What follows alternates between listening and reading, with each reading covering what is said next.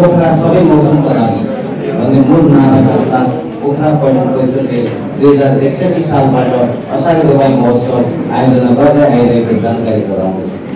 पोखराको पर्यटनमा तत्कालीन समयबाट नै अफ-सिजनमा आन्तरिक तथा बाह्य पर्यटकहरूलाई आकर्षित गरी पोखरालाई वर्षभरिकै आकर्षक पर्यटकीय गन्तव्यको रूपमा विकास गर्न असारे रोपाई महोत्सव महत्त्वपूर्ण कार्यक्रमका रूपमा स्थापित भएको छ।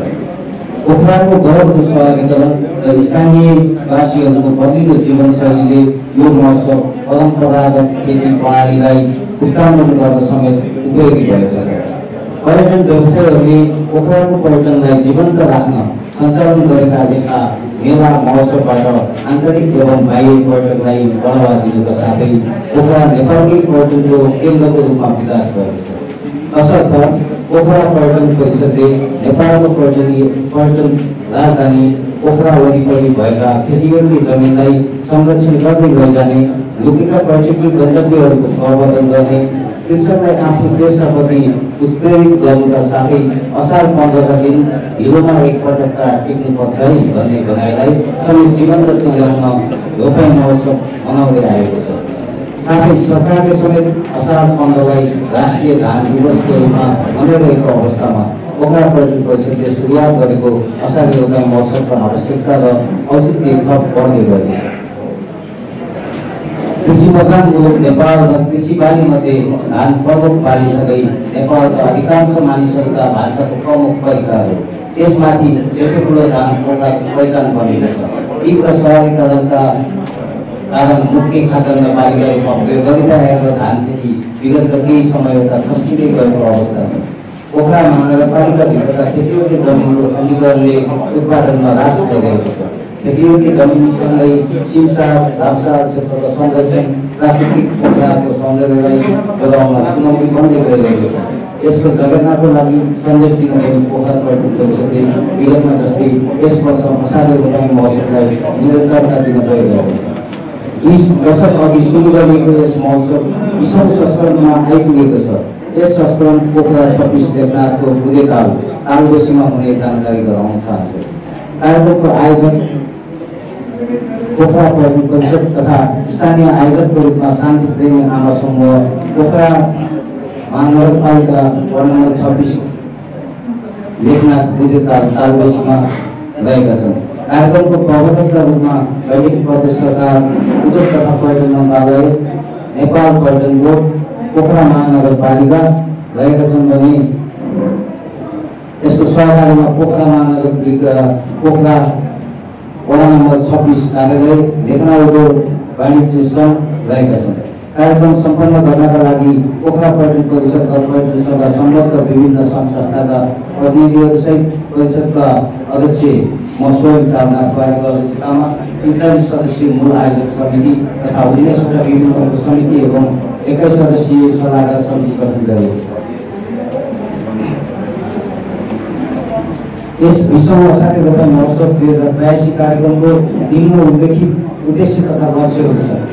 पोखरा तथा गण्डकी प्रदेशमा आन्तरिक तथा बाह्य पर्यटनको प्रवर्धनमा थप टेवा पुर्याउने तथा पोखरा भ्रमण वर्ष 2025लाई सफल बनाउने, पोखरा सबै मौसमका लागि भन्ने भनाइलाई सार्थक बनाउँदै यहाँको मौलिक र सम्भवतः नेपालमा मात्रै मनाइने रोपाई जात्रामा पर्यटक तथा युवा संलग्न गराउँदै यसको संरक्षण गर्ने, पोखरामा भएका पर्यटकलाई उक्त कार्यक्रममा सहभागी गराई नेपालको परम्परागत कृषि प्रणाली तथा महत्त्वपूर्ण जात्राको प्रत्यक्ष अनुभूति गराउने, पोखरा सुरक्षित रहेको र बाह्य तथा आन्तरिक पर्यटकहरूको लागि उत्कृष्ट सबै मौसममा यातायात एवं सहजै पुग्न सकिने गन्तव्यको रूपमा रहेको जानकारी देशका विभिन्न क्षेत्रको कृषकहरूलाई प्रोत्साहन तथा सम्मान गर्ने र आफ्नो पेसाप्रति अभिप्रेरित गर्ने, नयाँ पुस्तालाई मौलिक परम्परागत कृषि प्रणालीको जानकारी एवं उत्पादन प्रक्रियाको प्रत्यक्ष अवलोकन गराउने, लुकेर बसेको सुन्दर बुधेताल लगायत यस आसपासका अन्य पर्यटकीय गन्तव्यहरूको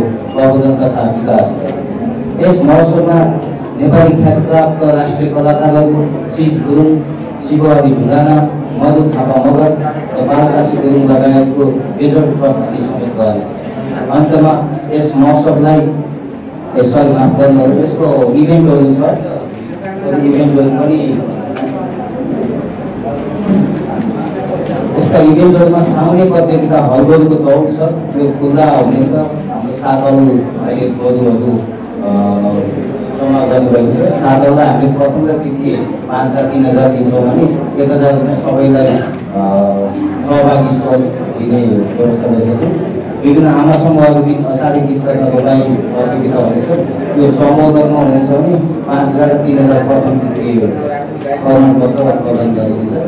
हिलोमा माछा समात्ने प्रतियोगिता यो खुल्ला हुनेछ। माछा प्रथम र द्वितीयलाई 1,500 र 1,000 जति धेरै माछा समात्छ उसको जोडेर यो प्राइज व्यवस्था गर्नेछौँ। हिलो दौड प्रतियोगिता नेपाली पुरुष प्रथम र द्वितीयलाई 3,000 2,000।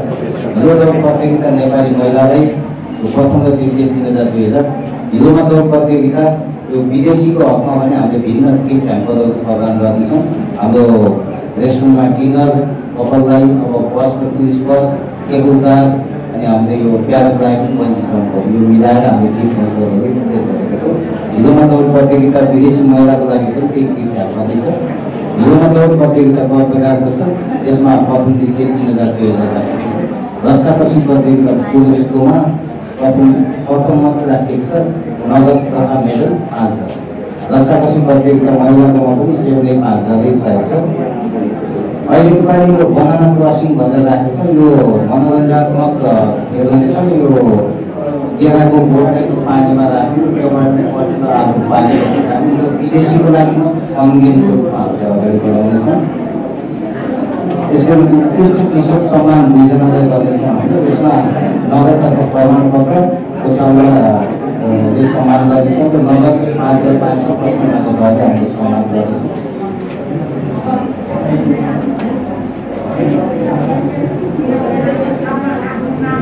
अन्त्यमा यस महोत्सवको भव्य रूपमा सफल बनाउनका लागि गाउँहरू सम्पूर्णको साथ र सहयोगको अपेक्षासहित उक्त कार्यक्रमका महत्त्व दिन आफ्नो सञ्चार माध्यमबाट प्रसारण प्रकाशित गरिदिनु हुन एवं सो कार्यक्रममा उपस्थित भए कार्यक्रमको शोभा बढाइदिनु हुन सादर अनुरोध गर्दछौँ। धन्यवाद। जय पर्यटन, जय पर्यटन।